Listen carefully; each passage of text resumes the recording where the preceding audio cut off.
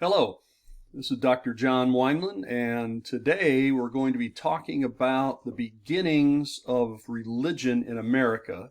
Of course, especially what we're talking here about are the Europeans coming to what they call, or what has been called, the New World, and bringing with them Christianity, either in the form of Roman Catholicism or we'll see other forms like the Church of England and various derivations of that. So let's go ahead and get started then today with religion in America, the beginnings. So I see we have some animation there. That's interesting. But we have religion in America. And of course, you might recognize this guy here. His name is Christopher Columbus.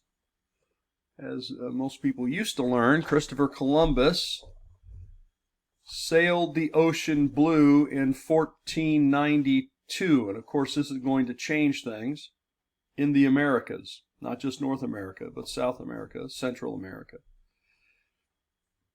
Columbus is in fact Italian, but he is sailing for Spain.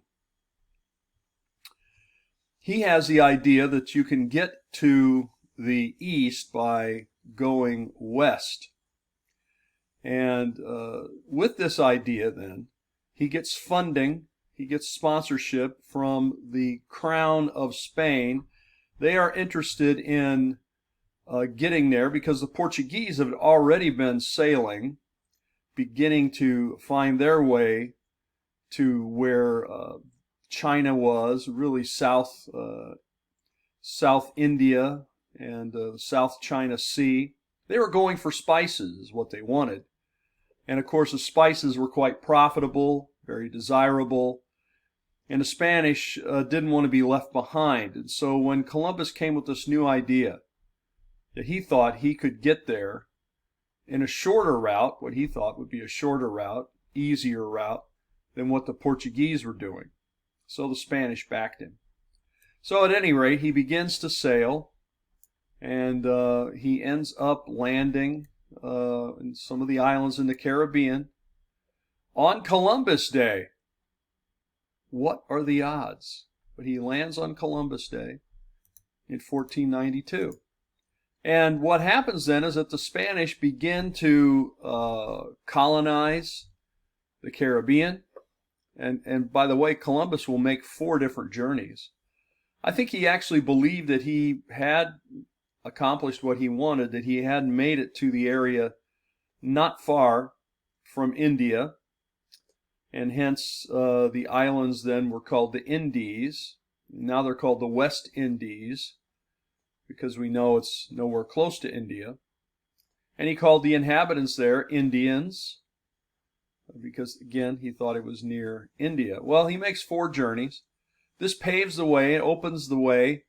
Others probably realize that what Columbus had done here was not gone to that part of the world, but that he had actually come to a part of the world they didn't know about.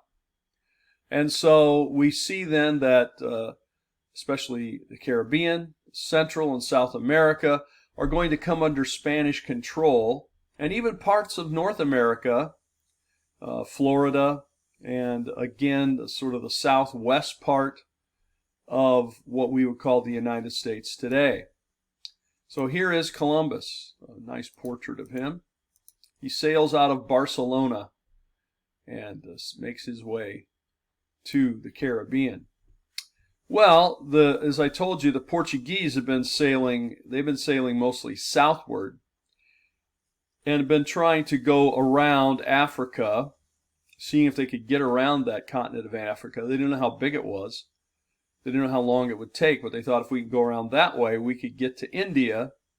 They sort of had the idea that the Indian Ocean was somewhat like the Mediterranean. In that, of course, they were wrong. And so that it was mostly enclosed, that Africa sort of wrapped around the water there, and there was an entryway, and that would put them close to India. Of course, they had that geography wrong. But as they were sailing that way, a man by the name of Pedro Cabral, will be sailing southward, gets blown off probably by a tropical storm. And he ends up being sort of blown off course. He lands at a piece of land that he doesn't recognize. However, he claims it for Portugal. And this territory then will come to be known what we call today as Brazil. So this explains why Brazil speaks Portuguese when everybody else around there speaks Spanish. And that'll come back in our story here in a moment. Okay? So this is the very beginnings. How do we get here? And remember, both Portugal and Spain were strong Roman Catholics. So they're bringing Roman Catholicism with them. Now, what we see happening, if you take a look at this map, you can see that they're going to want to divide up the New World. All the part here in yellow will be claimed, at any rate, by Spain, including the parts clear over here on this side of Australia, and all the way up. This also explains why eventually the Philippines come under Spanish control. Meanwhile, this sort of purple color is all Portugal. They claimed Brazil, Africa, and all the areas of Southeast Asia. Okay. Anyway, it's spice that's motivating this trade. Now, they divide up the world. They have a big meeting, and they create, or what is created then is a line of demarcation. That's this line here, which goes down through, cutting off that section of South America that becomes Brazil. This meeting and the establishment of this line of demarcation, or line of the Treaty of Tordesillas, will all be orchestrated by the Roman Catholic Pope. The Pope at this time is Alexander VI, and this will take place in 1494, just 2 years after Columbus's first journey. So this is called the Treaty of Tordesillas. The Treaty of Tordesillas. And remember, I've heard that's pretty good with some salsa, maybe a little queso, the Treaty of Tordesillas. There's really the dividing of this, and you know, they didn't ask anybody else. They didn't talk to anybody else. This is basically the Pope trying to make sure that two of his loyal Roman Catholic countries, Portugal and Spain, don't go to war with each other, and that they divide things up ahead of time, and thereby they could maximize their influence, and of course it would in the end help convert people to Roman Catholicism. Okay. So this is Spain and Portugal, and of course when they came, obviously comes the Roman Catholic Church, which I've abbreviated RCC. So the Roman Catholic Church does provide limited protection to the native people, but by and large, this will end up bringing a lot of change and a lot of conflict. There's an older movie now, probably 20 years old or more. It's called The Mission. And if you're interested in this sort of thing, it's sort of set there near this line of demarcation, and the Spanish and the Portuguese sort of dealing with this line in that film. So you might want to check that out sometime. So we see Roman Catholicism is entering into the Americas, as they come to be called. So what's happening? Once they get here, they're looking for spices. As we know, the spices they're looking for are not here. They didn't know that, but they eventually figured it out. But what they did find were other things that were valuable to them. For example, they found gold and silver. And they appreciated that. They liked the gold. Also, we'll see in North America, especially, a lot of fur-bearing animals, minks and other animals like that. That's especially will become a part of what the French will do. The French will go to the north, the Spanish to the south. And so we see Florida, California, Arizona, New Mexico, and Florida, actually, parts of Florida, all settled by the Spanish. Now, Mexico and Peru, they found that there was gold and silver. And the Spanish, of course, were quite interested in that. So they're going to begin to see the gold that the people have. They're going to want to find out where that comes from. They're going to figure out where the mines are, and then they're going to take it over. Okay. Meanwhile, by 1608, that's quite a bit later, the Roman Catholics, finishing out the Roman Catholics, the French will settle up along the St. Lawrence Seaway and along the Great Lakes and so forth. And they're going to be going after mainly furs and to some extent timber. Okay, so we have Roman Catholicism here in the New World, and of course Europeans are here, primarily Spanish. And then we see the coming of the English. So how did the English get here? Well, the English will come to the eastern seaboard, as it's called, the Atlantic seaboard. As you can see on this map, should be familiar to you from other courses you've had. Of course, eventually they will have 13 colonies. But we want to take a look at how some of this got started. Now, why did the British come here, and why did they settle in this area? One of the answers is, of course, the Spanish control Florida down here, and they control most of the rest of the area. So this area had not really been settled or even claimed by the Spanish. So this is wide open. And of course, the English and the Spanish are big rivals. So let's take a look then. One of the reasons, of course, that the Spanish are coming, certainly one of the reasons the British are coming, is money. It's trade. It's raw materials. Even if there aren't spices here, there might be other ways to make money. Raw materials. Now, they were hoping there was gold. They were hoping there was a lot of gold. But, of course, they did not find gold. The Spanish had found that in Mexico. They thought, well, maybe we'll find it here. They did not. The other, of course, was trade, and trading the goods from, say, England to these colonies would be profitable. But they thought, well, maybe we can find something of value in this new land. Something that might be easy enough that they could haul back to Europe and make a profit on it. So, financial is one of the reasons. Another reason, of course, is the fact that they have a growing population and a pretty limited amount of land. Remember, they're on an island. And so most of the land it was under the control of the nobility of England. And this control that they had, of course, they did not want to share their land. And so this meant for a lot of people they had no access to land. So we have a growing population. What are we going to do with these people? One of the things they thought was, well, let's send them over and make colonies over here along the Atlantic seaboard.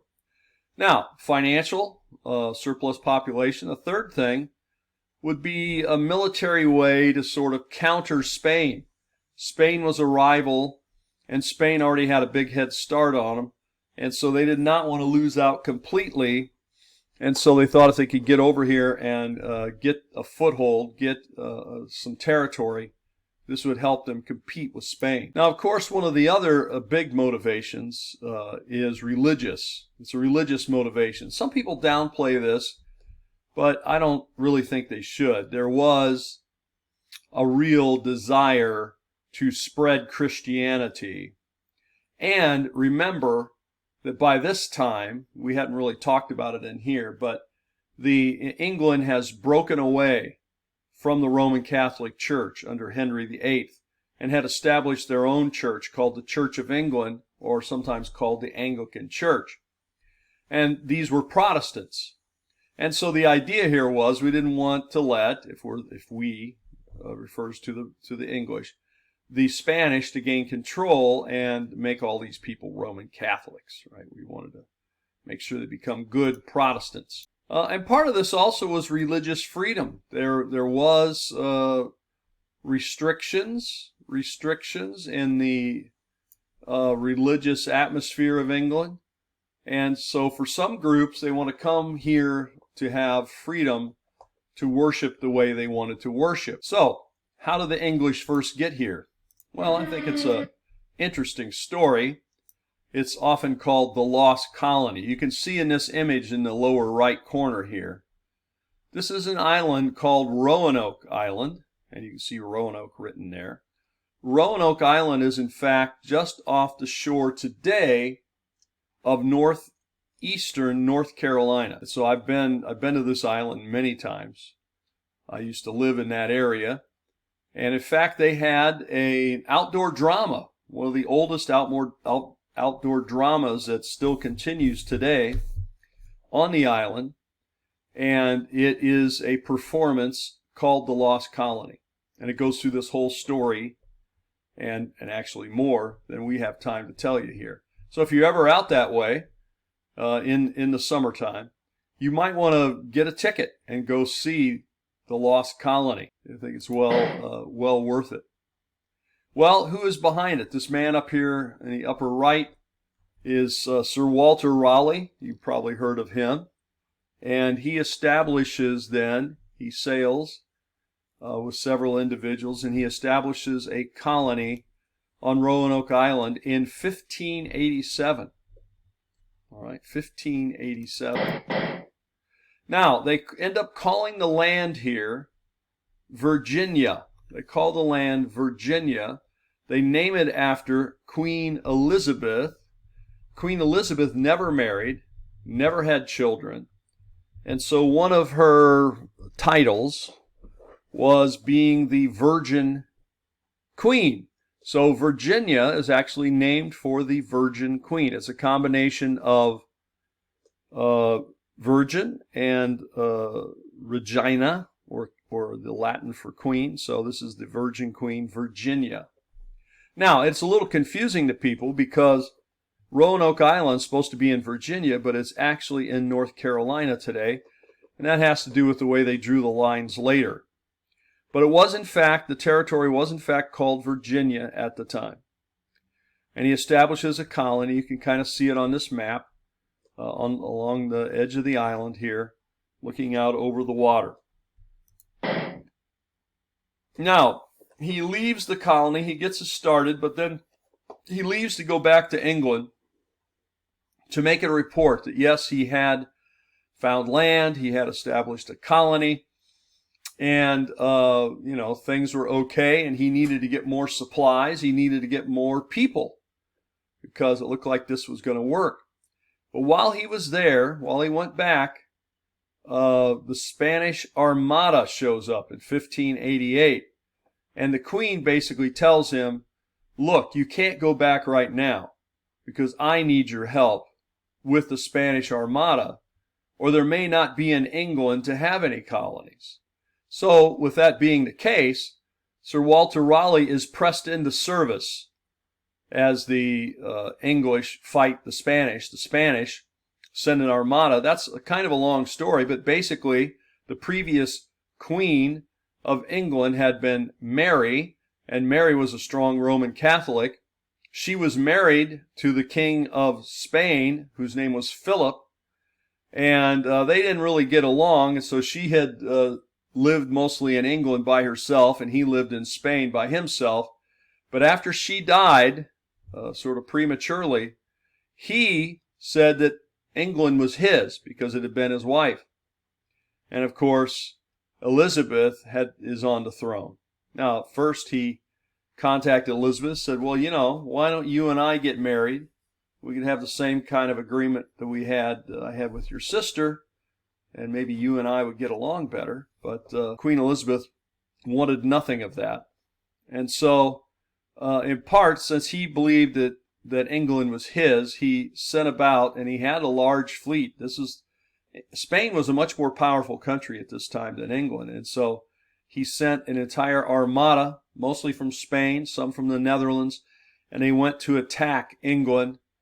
And as they moved northward, preparing to land, a great storm comes, and it will crash many of the Spanish ships into rocks, rocky beaches and islands and so forth, blow many of them off course, and the invasion had to be canceled because many of them died that way. And so this is what the British or the English will call a Protestant wind saved the island of England. Well, after that is over and England is safe, which is now a period of almost 4 years, Sir Walter Raleigh returns to the island, to the colony, in 1591.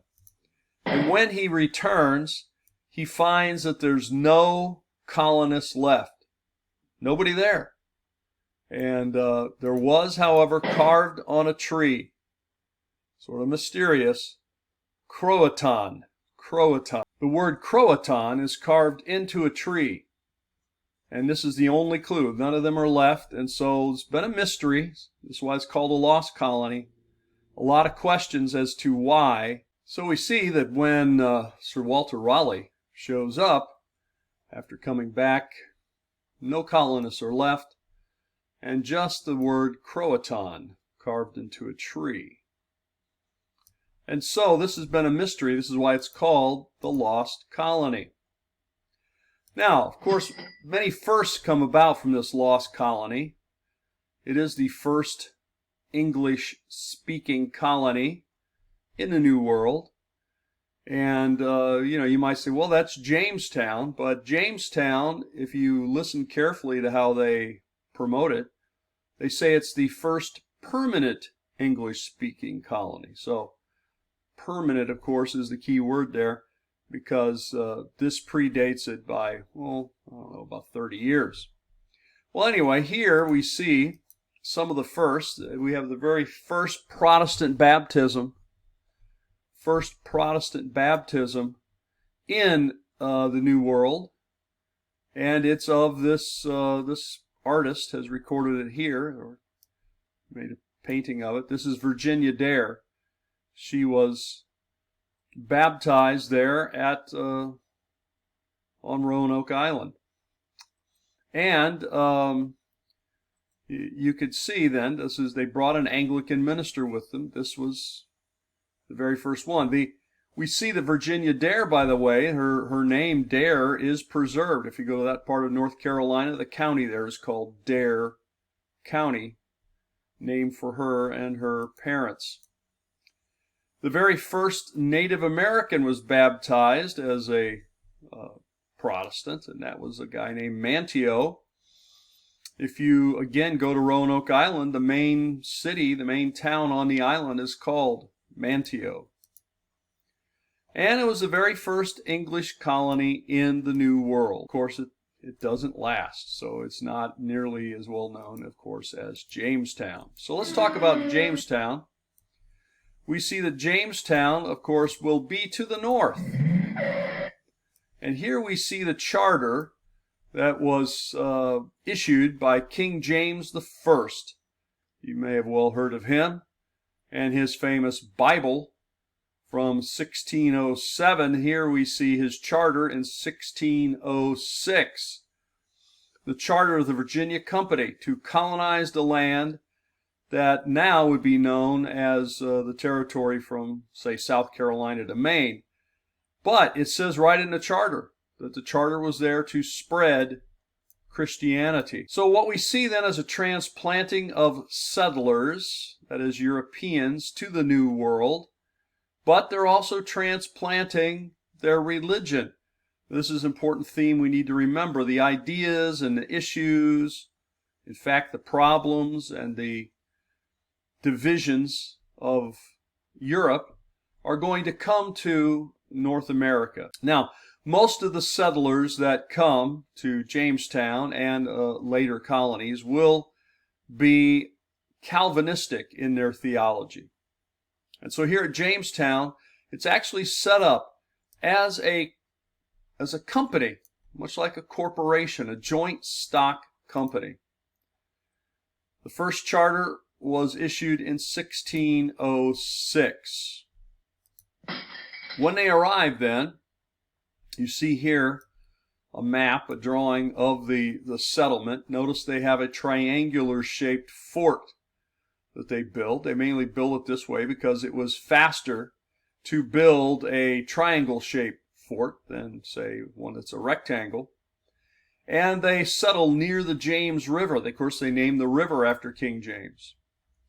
This territory is known as Virginia because of the Roanoke colony had named the whole area Virginia after the Virgin Queen, as we already mentioned, Queen Elizabeth. So the Church of England comes with them. They bring a minister with them who serves as their chaplain, Robert Hunt.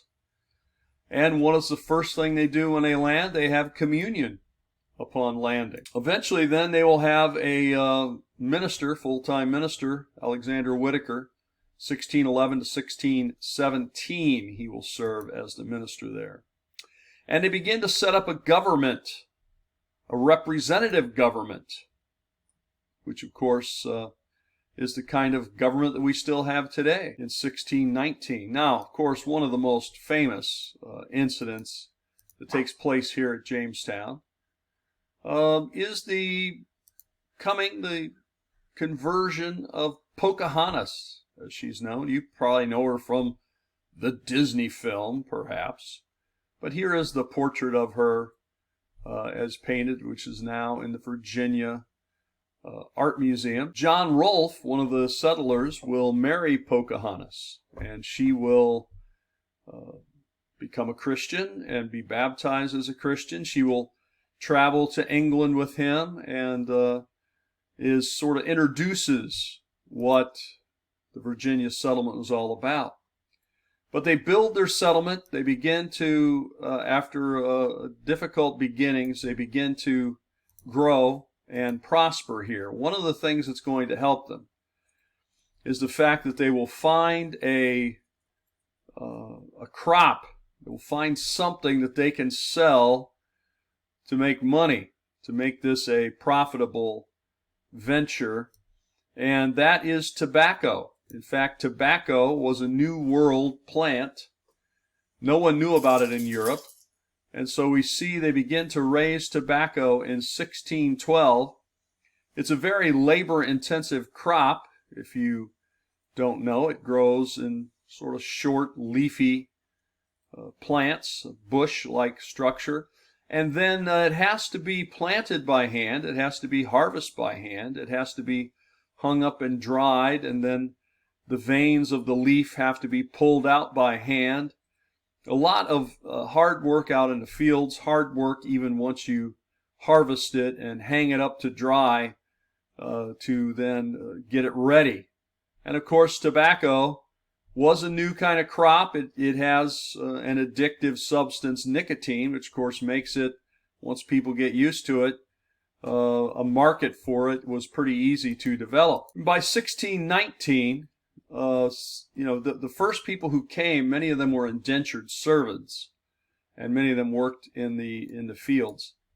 But we'll see that in 1619, the Dutch bring slaves to the Virginia colony, and is primarily to work in this agricultural tobacco plantations to help with all the work there and to make this much more profitable. In 1624, Virginia becomes a royal colony, and therefore it will have a governor that will come from England and someone who will watch over everything in there. And of course, their capital will not be in Jamestown. They'll move further away from the river, further inland, and they'll start a settlement that becomes known as Williamsburg, named for King William. Now we'll see that James Blair will come in 1689, as we continue on our idea of the churches. Here we see pictures of Williamsburg. This is the Brunton Parish Church, which is the oldest church in constant use in America, as you see there. It's in Williamsburg. You can visit it, by the way. Colonial Williamsburg, of course, today they charge a pretty good amount of money to go into all the buildings. However, if you just go to Williamsburg, Virginia, you can go into the Brunton Parish Church because it's still used today for no charge, and you can take a look around. And it's an interesting place to visit. When I lived in North Carolina, I went there several times to visit Colonial Williamsburg and the town itself. In that town, of course, is the College of William and Mary, named for the two monarchs of England. And we'll see that James Blair will inspect the churches, and then finally the Brunton Parish Church. In 1710, he will be the minister there. Now, colonies are going to be set up in the Carolinas, as you know, beyond Virginia to the south, in the Carolinas and Georgia. And of course, so in this southern part of the New England coast, you're going to primarily have the Church of England will come to dominate the area. Okay? So as they approach then this area, one of the things they're going to have to deal with is the differences between this area and the area of England where they came from. And England, remember, is a small territory, a small island, relatively speaking, and of course they would have a parish or a church in each small town and village, and therefore the parish of that church, that is the territory of that church, would have a minister there. It could easily be controlled, regulated, overseen, and of course they would have bishops, because remember, the Church of England is also called the Episcopal Church, and the Episcopal Church comes from that Greek word we've mentioned earlier in this class, episkopos, which means bishops. So they're ruled by bishops and then ministers at the church.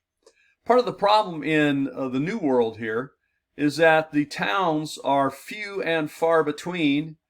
They are mainly, the early settlements are along rivers, and therefore the parish would be perhaps many, many miles long. So it's impossible to keep track of everyone, because, you know, in the Church of England, they would keep track of your attendance. You were supposed to attend every week. It was very hard for people to do this, being so far away from the center and from where the church was located. The travel time was very difficult there and, of course, back, and so it's impossible for them to be there every week.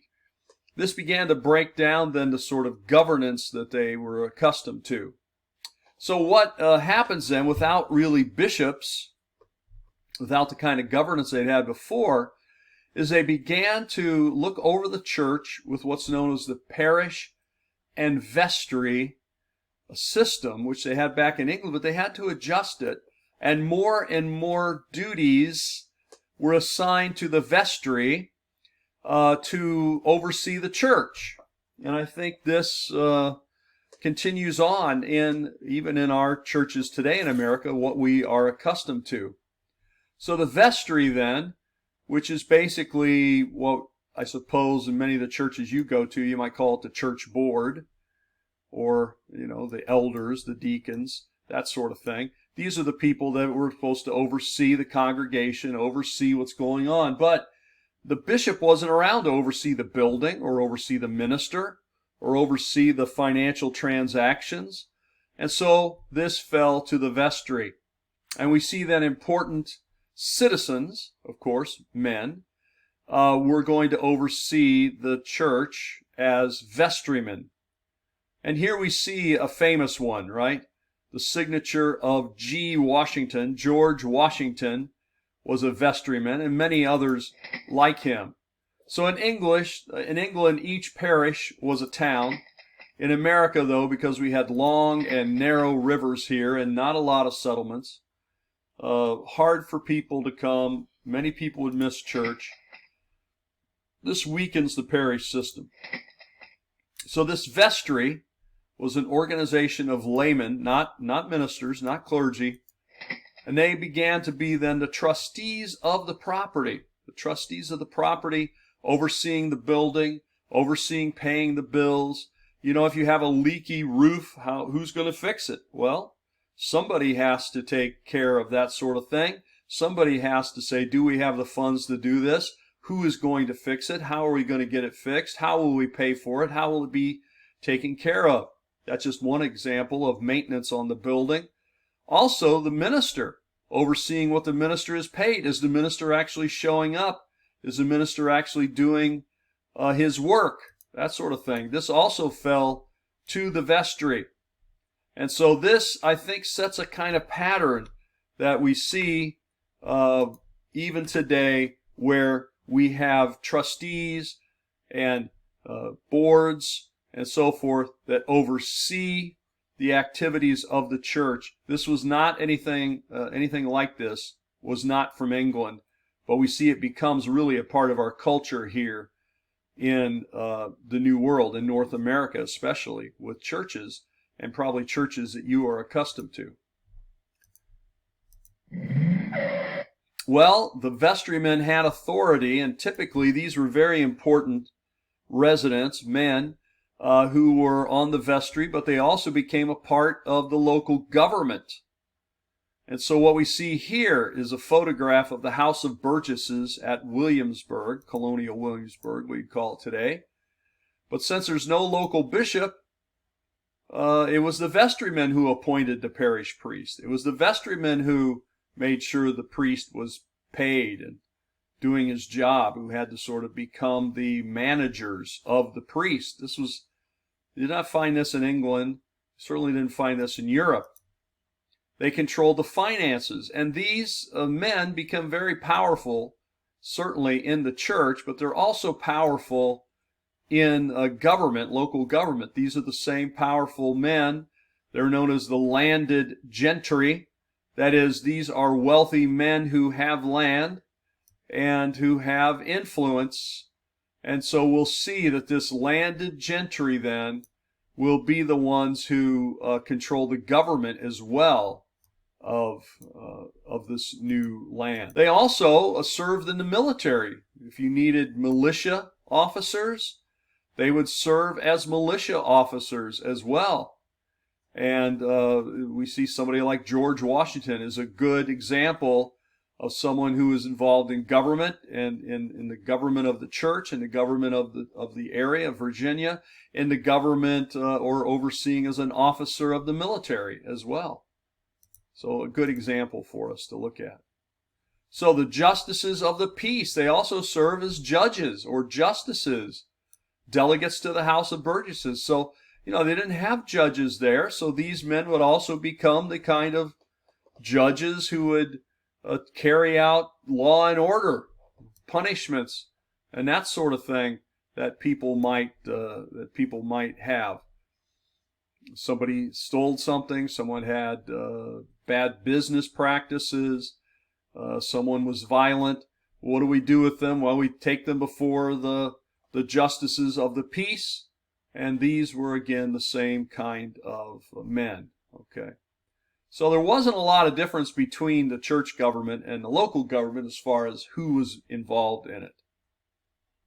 But I think the most important thing for us with the history of the church in America is the idea that we now have laymen, non-ministers, basically running the church, the finances, the building, overseeing the minister, and this sort of thing.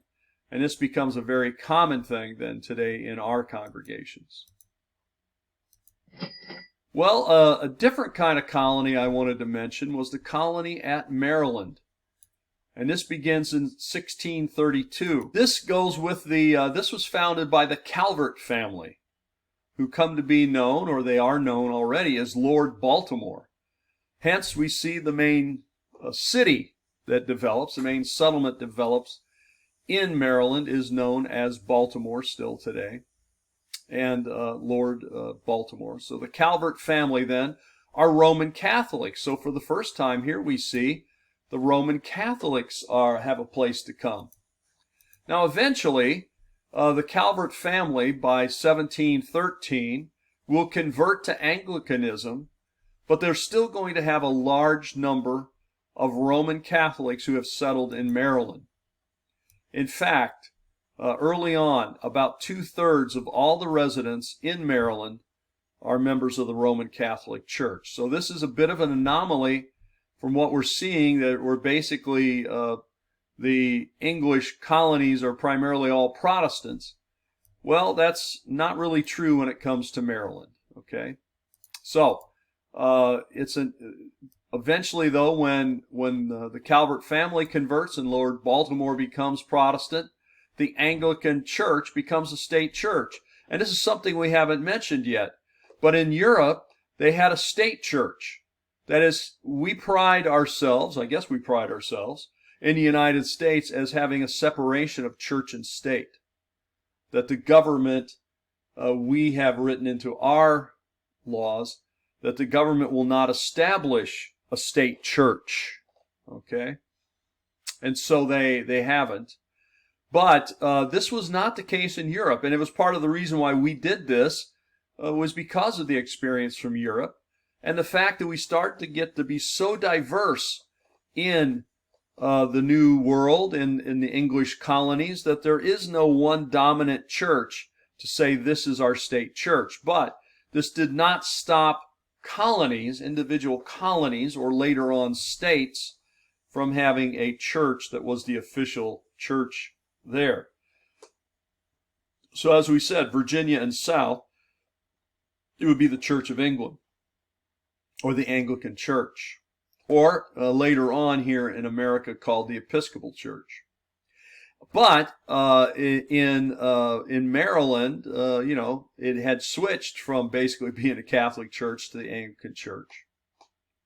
So it's a state church idea. And now what does that mean? We're unaccustomed to that here in the United States, but that means that your tax money would be going to support the church. Whether you wanted it to or not, doesn't matter. They'd collect taxes, and a part of that would go and be given to the church. And so the church didn't solely have to rely upon what we might call offerings, free will offerings, or donations. They were getting money every month, every year certainly, from the coffers of the government itself. Okay? All right. So we see then the Anglican State Church, eventually the state church in Maryland, certainly in Virginia, in New York, in North Carolina, South Carolina, and Georgia, all by 1758. It is the dominant church, state church, in these colonies, especially from, let's say, New York south of New York, in all those colonies. Now, one of the concerns, one of the challenges and problems they had is to have enough clergy to take care of all the areas of the colonies. There simply was not enough clergy, and of course, coming would be sort of a missionary activity, right? And so this was a concern of Thomas Bray. We see him. He is the founder of a couple of important organizations that are going to help to expand the Church of England to other parts of the world, and especially, as we're focusing on today, here into the colonies, into North America. So we have the Society for the Propagation of the Gospel in Foreign Parts. So that's the SPGFP. Pretty long name, and even the acrostic there is kind of, could be hard to remember, but that's what it is. Society for the Propagation of the Gospel in Foreign Parts. 1701 is when it started. This was important because it's going to be an organization that will be used not only here in North America, but other parts of the world. They send 300 missionaries to North America to become missionaries and ministers, to attempt to convert the Native Americans, or the Indians as they would call them, and also to help the churches be established in these sort of remote areas of the mountains and the remote areas of the colonies. Now, another problem is that they didn't have enough ministers, so they sent missionaries, but they also didn't have enough books and libraries and ways for ministers to be trained and ways for ministers to prepare their lessons, their sermons, and that sort of thing. We didn't have that here in North America at that time. So the Society for the Promotion of Christian Knowledge was established in 1699, primarily to publish books of a Christian nature, commentaries, and other sorts of books like that. And these books then will be sent to North America for basically usually for free, and that way it would establish libraries here that ministers could use in the preparation of their sermons and in preparation of their teaching here in North America. So again, remember now, the Anglicans are the strongest, I would say, from New York to the south. This is the stronghold of the Anglican Church as far as being the dominant church or religion in those areas. So here is the logo of the Society for the Promotion of Christian Knowledge, SPCK. If you look at some old books, you might actually find stickers or other things or notifications in there that came from them. And this is still, I believe, an active organization today, as is the Society for the Propagation of the Gospel in Foreign Parts, although today they leave off that "in foreign parts." They just call it the Society for the Propagation of the Gospel, SPG, both founded by Thomas Bray.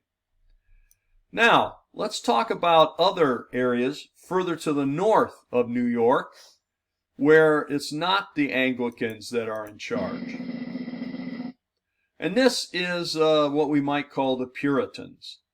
The Puritans are those who want to purify the Church of England. They settle in New England, in areas like Massachusetts and areas like that, north of New York.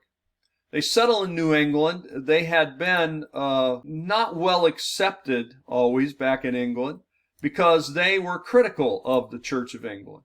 They were still part of the Church of England, but they felt that the Church of England was not Protestant enough. Because if you study the history of the Church of England, the Anglican Church, you'll find out that they at first were quite Roman Catholic in their practice and theology.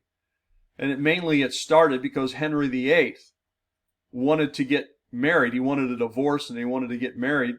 And of course the Pope said, "No, I won't grant that divorce." And so he said, "All right, I'm just going to start my own church then." And that he does. And he is the head of it. And so still today, the monarch of England is always the, at least official head of the Church of England. So today it's King Charles is the head. Well, at any rate, these Puritans then come and they aren't fully accepted by the Church of England, and so they plant their congregations, which they're going to call congregational churches, because they want it to be ruled by the individual congregations rather than being ruled by the bishops of the Church of England.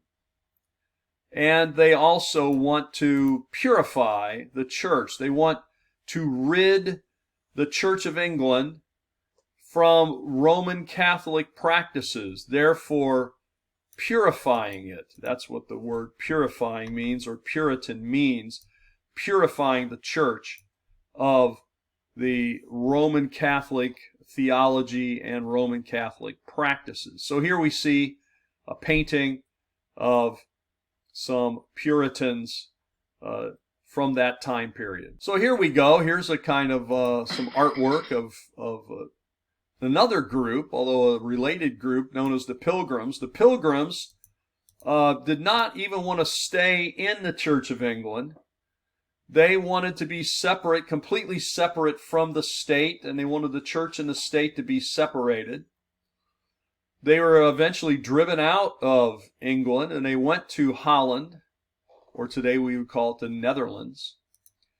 And there, from there, they will come to America when they find out they're not really fully accepted in the Netherlands or in Holland either. And so they sail across, and you've probably heard about the Mayflower. They sail across on the Mayflower. And before they land, they make the Mayflower Compact, which basically says they would have a representative government of their colony.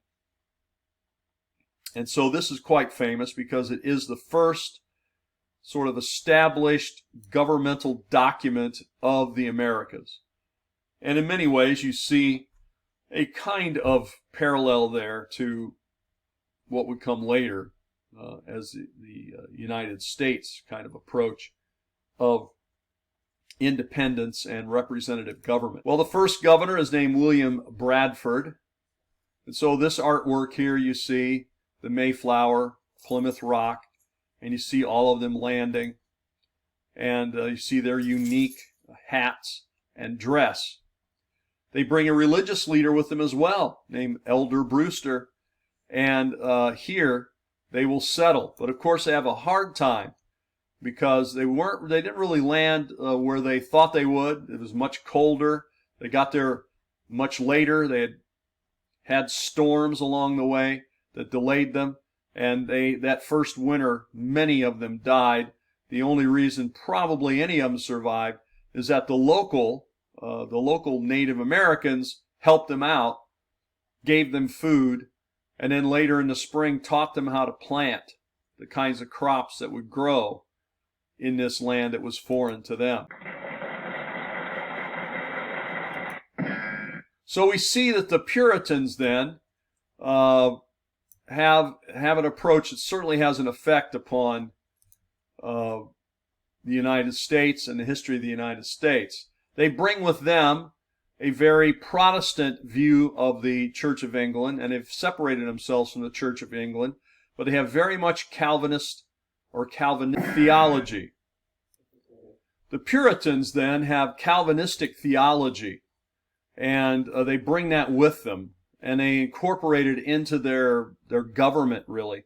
They imitate much more the way that it was done in Switzerland with John Calvin and Zwingli, where the city council would run the city, but also the church. It would be a theocracy approach. And this Calvinistic theology also had the idea that you should prosper if you're among the elect. So the idea is, as we have mentioned before, is that some are among the elect and some are not among the elect. And what you have to do to figure out if you are is just to see if you're doing well. God will bless His children. So, to be able to show then that you were among the elect, you had to show that you were regenerated. At first they felt if you were born to Christians, that you too were a Christian. But of course, we don't know if you're among the elect until you sort of prove it. And one of the ways you do that was through a traumatic experience. This would let you know that God had spared you and that God was on your side. And of course, when they first moved to this new land, there are plenty traumatic things to do. Starvation, perhaps attacks by Native Americans, wild beasts, maybe storms along the way on a ship. You were saved from the storm. Therefore, God has saved you, and God is letting you know you are among His elect and you are part of His people. So, we see that the voyage over and the wild nature of it, the wilderness, provides several experiences that could be considered to be an experience that would indicate you are among the elect. So these Puritans then, and in this case, many of them also were pilgrims, but the Puritans too, in their settlements, looked for this kind of experience. So at first, these voyages and the wilderness provide several experiences. Later on, when it becomes more settled, it became more difficult to have this kind of experience that they thought they needed to show that they were among the elect. So this Calvinistic theology wasn't you making the decision to follow God, but it was you seeking an experience to let you know that God had chosen you to be among the elect. Now, all of this idea that we see that you're seeking an experience, that you can't be sure of your salvation, and so forth, this is going to pave the way for the First Great Awakening, as it'll be called, from 1726 to 1756. And with that, then, we'll end this talk today on the sort of our first talk about religion in the colonies, religion in the Americas. So I hope that you have enjoyed this. I hope you've learned something here, and we will end it there for today.